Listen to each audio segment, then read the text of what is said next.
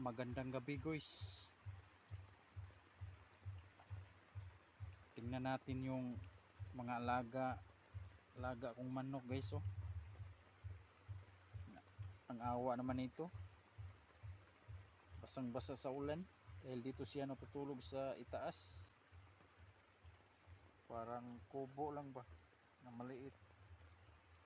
Ganina pang ulan, ganina pang araw, hanggang ngayong gabi. Ilipat to natin guys. Oh, ang awa naman ito guys. Oh, basang basa sa ulan.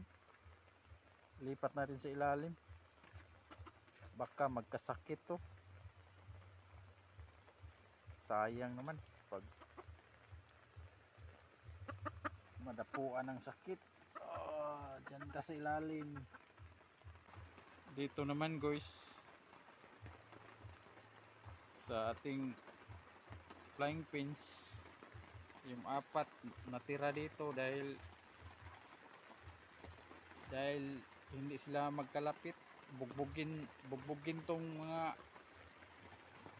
yung dalawang nating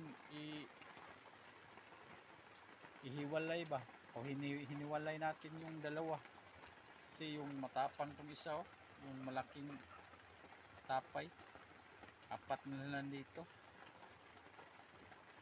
pa sila natulog sa may butas na bubong. Oh, na gabok na guys, ang atop na trapal, bubong na trapal guys ba. Lipat to natin doon sa may walang butas na area doon. Ito na guys, nalipat ko na, wala nang ulan doon, safe na sila. Good night mga chiki. Ito yung ika-anim guys. Oh, dito siya sa kulungan na medyo maliit lang. Ito yung masakitin na kapatid nila, maputla ang mukha. Dito ko inilagay dahil parang matamlay siya, hindi ko siya tinalian. Good night chicken guys.